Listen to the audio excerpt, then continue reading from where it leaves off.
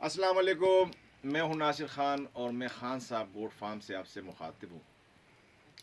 दोस्तों, आज का मौजू है कि बकरियों में इंजेक्शन कैसे लगाया जाए और सिरिंज का इस्तेमाल या सिरिंज को कैसे बनाया जाए, क्योंकि हमारे यहाँ जो सिरिंजें इस्तेमाल होती है वो अमूमन बकरियों की नहीं होती।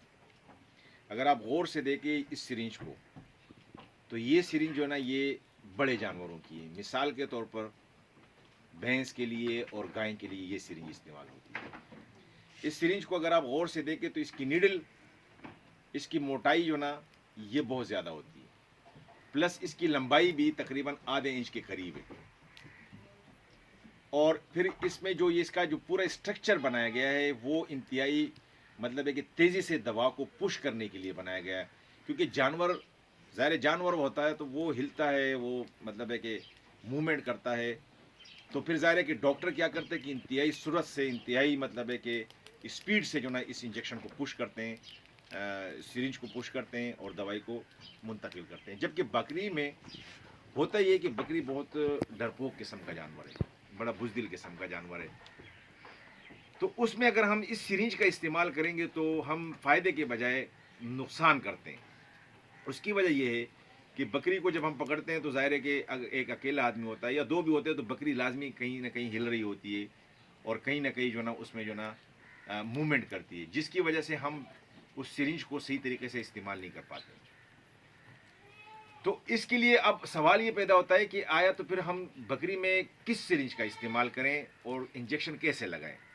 तो उसके लिए फिर हम ये करते हैं कि हमारे पास, अगर आप गौर करें तो ये जो इंसानों वाली सिरिंजें होती हैं, अगर आप ये गौर करें, इंसानों वाली सिरिंज का जो, अगर आप इस केप को देखें तो इस केप को हम उतार देते हैं। ये केप, अगर आप इस केप को उतार दें तो ये निडल तो बिल्कुल बराबर है, मतलब है कि जो इसकी थिकनेस है वो तो सही है बकरियों के लिए, लेकिन इसकी लंबाई फिर बहुत बढ़ गई है, ये तकरीबन 1 इंच के करीब है। अब ज़ाहिर है कि अगर आप ये लगाएंगे तो ज़ाहिर है कि ये भी बकरी की हड्डी को टच करेगी, कहीं से भी आप लगाएं तो ये हड्डी को टच करेगी। तो हम क्या करते हैं कि हम इस केप को, ये जो केप है, इस केप को एक ख़ास तरीके से काट देते हैं। मिसाल के 3 से 4 सूत, अगर आप पैमाने के हिसाब से 3 से 4 सूत लगाएं तो ये हम ये काट देते हैं आगे से। यानी ये पूरी आप सिरिंज लेंगे, ठीक है ना। इस सिरिंज को अगर आप देखिए 5 सीसी की सिरिंज है तो इसकी इस केप को हम यहाँ से काट देते हैं। तो ये काटने के बाद ये केप समेत ये इस तरह हो जाएगी। अब इसमें से जो निडल नज़र आ रही है, जो सुई नज़र आ रही है, वो तकरीबन 3 या 4 सूत है, बस इससे ज़्यादा नहीं है, बाकी केप है। अब आप ये सिरिंज इस तरीके से बनी हुई है कि आप कोई भी जानवर किसी तरीके से भी मूवमेंट करें और कहीं से भी आप लगाएं, ये न ये आपको जो ना ये डैमेज करेगी जानवर को, ये सिरिंज, और ना ही जो ना दवाई का ज़िया होगा। और ये चूँकि इंसानों के इस्तेमाल में होती है तो ज़ाहिर है कि इसके लिए हम आसानी से बना भी सकते हैं। इस केप को आप आराम से काट दें यहाँ से तो सिरिंज इस टाइप की बन जाएगी आप, ठीक है ना। ये 5 सीसी की सिरिंज है, इस टाइप की बन जाएगी। अब आप जैसे उमूमन जो बकरी का हम इंजेक्शन लगाते हैं, गर्दन में लगाते हैं, गर्दन में उमूमन गोश्त बहुत कम होता है। तो जाहिर है कि अगर आप इस सिरिंज का इस्तेमाल करेंगे तो आप कोई ना कोई चीज़ डैमेज कर देंगे अंदर, बकरी में हड्डी को टच कर लेंगे या किसी और चीज़ को। तो जाहिर है कि फिर फ़ायदे के बजाय हमारा नुकसान होगा। यानी जानवर बीमार है तो हम उसको और बीमार कर लेते हैं। तो इस सिरिंज का इस्तेमाल कभी भी ना करें जो बड़े जानवरों के लिए होता है। आपने मेडिकल स्टोर पे जाके जो इंसानों वाली सिरिंज मिलती है इंसानों को लगाने के लिए वो लेंगे, लेकिन उसको केप नहीं उतारेंगे। उस केप को आपने इस हिस्से से काटना है, 4 सूत काटने हैं और बाकी वो नीडल बाहर निकल आएगी, केप उसी की जगह पे पड़ा रहेगा। अब आप इसको कहीं पे भी किसी भी तरीके से लगाए, इंशाल्लाह आपको कोई मसला होगा नहीं।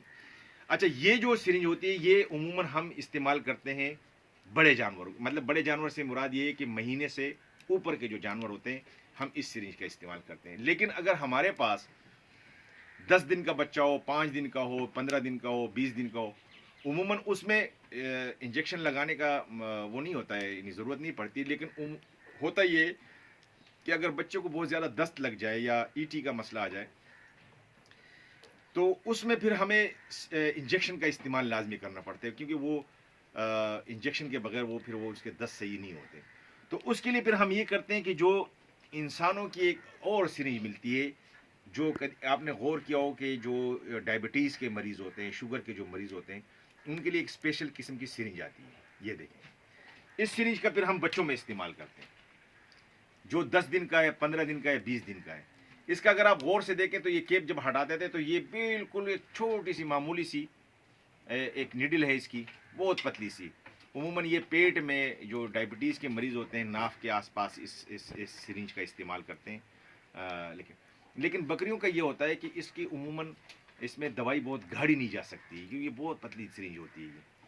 तो इसका फिर हम ये करते हैं कि हम दूसरी सिरिंज से दवाई लेते हैं और इसको हम यहाँ से ऐसे निकाल लेते हैं, ठीक है ना।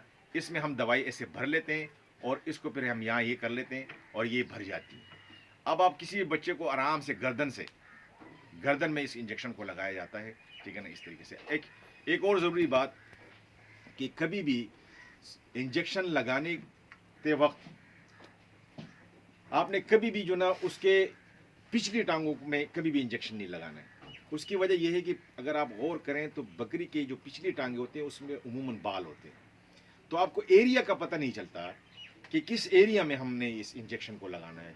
यानी ये चूँकि गोश्त में उमूमन ज़्यादातर इंजेक्शन लगते हैं, तो अगर आपने वहाँ पे बालों की वजह से किसी गलत जगह पे इंजेक्शन लगाया तो उसके मसल्स में लग जाएगा और मसल्स में लगते ही जो ना वो बकरी लंगड़ी हो जाएगी, अफाज हो जाएगी। और इस तरह एक 2-3 केस हो चुके हैं। ये जो वीडियो मैं बना रहा हूँ ये 2-4 लोगों ने मुझे बाकायदा व्हाट्सएप किया है, फ़ोन किया है, और उनकी बकरी जब इंजेक्शन लगाने के बाद अफाज हो गई तो फिर हमने ये ज़रूरी समझा कि यार इस सिरिंज लगाने पे, इंजेक्शन लगाने पे और सिरिंज बनाने पे एक वीडियो होनी चाहिए ताकि तमाम दोस्तों को पता चल सके। अभी मैं आपको वो भी बता दूंगा कि इस इंजेक्शन को लगाएंगे कैसे, कहाँ हम लगाएंगे, और एक अकेला आदमी किस तरीके से जो ना आप एक इंजेक्शन लगा सकता है। अच्छा, एक और हमारे पास सिरिंज आती है, अगर आप गौर करें ये 50 ml की उमूमन या 60 ml की सिरिंज होती है। इसको हम बकरी को दवाई पिलाने के लिए इस्तेमाल करते हैं। तो बकरी को जब दवाई पिलाने के लिए इस्तेमाल करते हैं तो वो भी मैं थोड़ा सा इसमें ऐड कर दूंगा इस वीडियो में, ताकि फिर जो ना और भी मसला ना हो लोगों के लिए। तो ये जो ना आपको मैं बता देता हूँ कि ये दवाई आप पिलाएंगे किस तरह इस बड़े सिरिंज, और उमूमन आपने इस सिरिंज से, ये जो बड़ी वाली सिरिंज है इसमें जो ना आपने दवाई पिलानी है।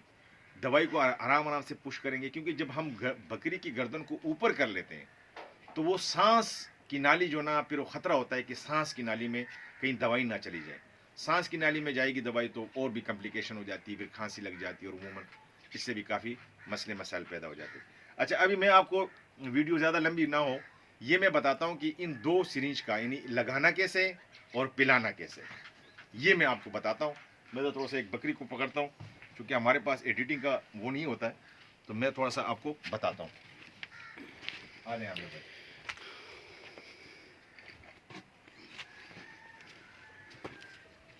बकरी पे फोकस करो।